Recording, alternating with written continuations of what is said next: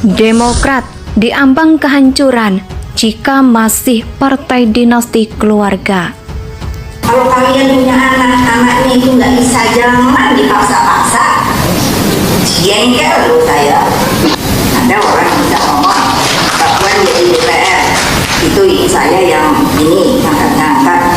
Mana mungkin emang suaranya gede? Bukan.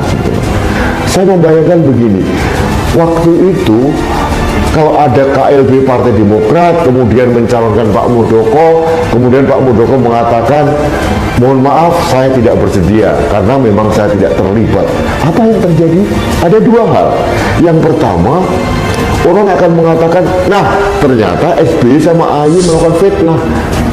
Langsung remuk redam Pak SBY, AY dan Partai Demokrat.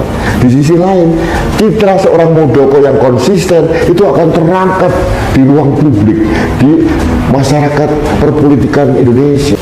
Mungkin ini yang disebut dengan bagian dari post power syndrome, yaitu ketika orang yang sangat berpengaruh ketakutan jika kelak telah lengser, anggota keluarganya tidak ada yang melindungi kepentingannya. Jadinya meski sudah pensiun, tetap ngurus hal-hal teknis terkait dengan karier politik anak.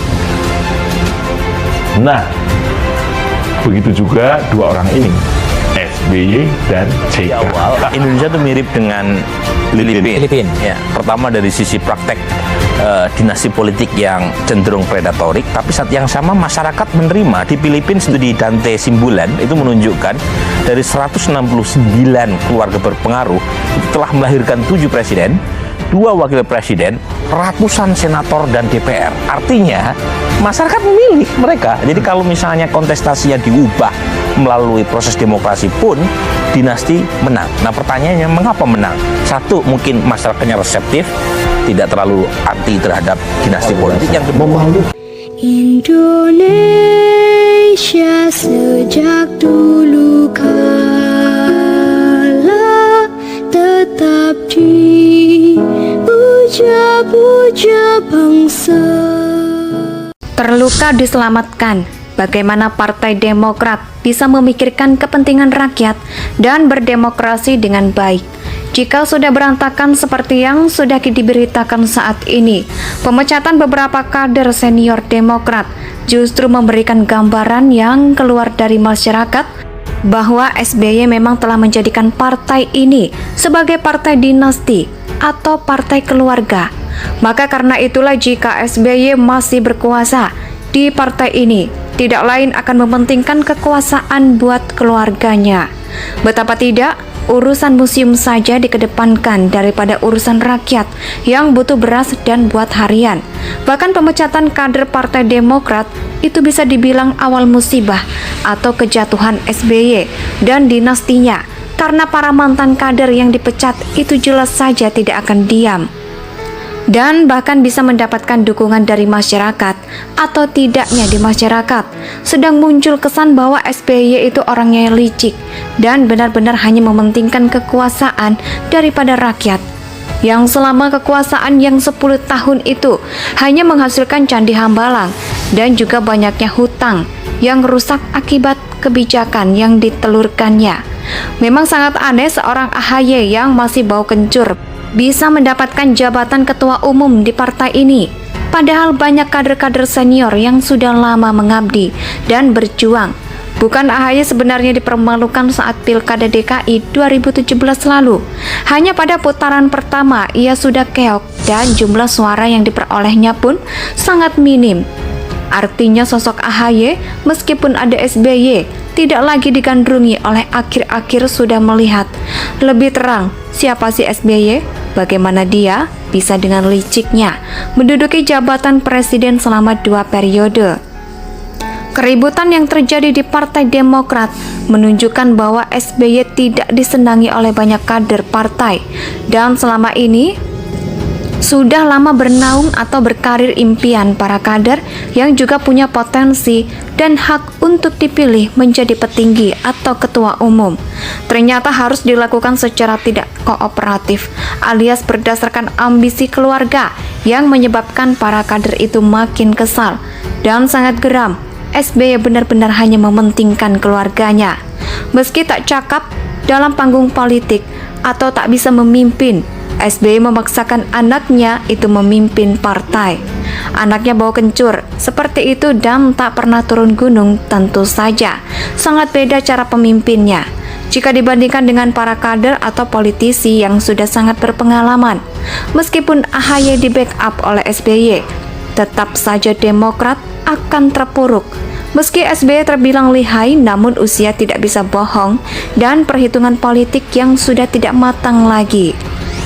Itu akan membuatnya semakin terpojok dan akhirnya hancur berantakan. Maka bisa jadi para kader yang sudah dipecat itu ingin menyelamatkan Demokrat dari keterpurukan, dan cara untuk menyelamatkan Demokrat adalah dan bersepakat Klein Cikeas, maka semakin menuju di ambang kehancuran. Kenapa bisa begitu? Mari kita lihat perjalanan, karena ini dari tahun ke tahun, dari puncak lalu tersandung berbagai korupsi, dan kini sudah di ambang kehancuran pada pemilu legislatif 2024.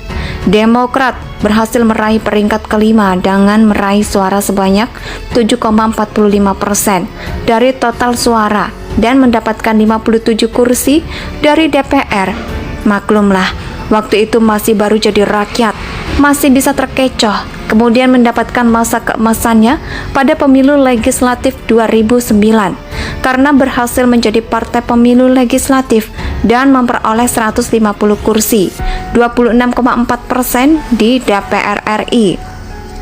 Telah mendapatkan suara 20,4% dan pada Pileg 2014 Demokrat merosot dengan menduduki peringkat keempat dari 10 partai di DPR dengan perolehan suara sebanyak 10,19%. Suara nasional pada pemilu 2009, Demokrat tidak mampu menggenjot suara yang terlempar ke posisi 7 dan 9 partai di DPR dengan perolehan suara sebanyak 7,7% suara nasional. Tidak percaya lagi dengan SBY dan dinastinya, sebelum AHY dilantik jadi ketua umum, sebagian besar rakyat sudah tahu kinerja dan watak serta ambisi SBY dengan kendaraan Demokrat yang ditumpanginya. Rakyat sampai sekarang menilai bahwa Partai Demokrat itu partai Klein Cikeas atau partai dinasti namanya. Terluka diselamatkan. Bagaimana Partai Demokrat bisa memikirkan kepentingan rakyat dan berdemokrasi dengan baik jika sudah berantakan seperti yang sudah diberitakan saat ini? Pemecatan beberapa kader senior Demokrat justru memberikan gambaran yang keluar dari masyarakat bahwa SBY memang telah menjadikan partai ini sebagai partai dinasti atau partai keluarga. Maka karena itulah jika SBY masih berkuasa di partai ini, tidak lain akan mementingkan kekuasaan buat keluarganya. Betapa tidak, urusan museum saja dikedepankan daripada urusan rakyat yang butuh beras dan buat harian. Bahkan pemecatan kader Partai Demokrat itu bisa dibilang awal musibah atau kejatuhan SBY dan dinastinya, karena para mantan kader yang dipecat itu jelas saja tidak akan diam dan bahkan bisa mendapatkan dukungan dari masyarakat atau tidaknya di masyarakat sedang muncul kesan bahwa SBY itu orangnya licik dan benar-benar hanya mementingkan kekuasaan daripada rakyat, yang selama kekuasaan yang 10 tahun itu hanya menghasilkan Candi Hambalang dan juga banyaknya hutang yang rusak akibat kebijakan yang ditelurkannya. Memang sangat aneh seorang AHY yang masih bau kencur bisa mendapatkan jabatan ketua umum di partai ini, padahal banyak kader-kader senior yang sudah lama mengabdi dan berjuang. Bukan AHY sebenarnya dipermalukan saat Pilkada DKI 2017 lalu. Hanya pada putaran pertama ia sudah keok dan jumlah suara yang diperolehnya pun sangat minim. Artinya sosok AHY meskipun ada SBY tidak lagi digandrungi oleh akhir-akhir sudah melihat lebih terang siapa sih SBY. Bagaimana dia bisa dengan liciknya menduduki jabatan presiden selama 2 periode. Keributan yang terjadi di Partai Demokrat menunjukkan bahwa SBY tidak disenangi oleh banyak kader partai, dan selama ini Indonesia tanah air beta pusaka Adinan Jaya.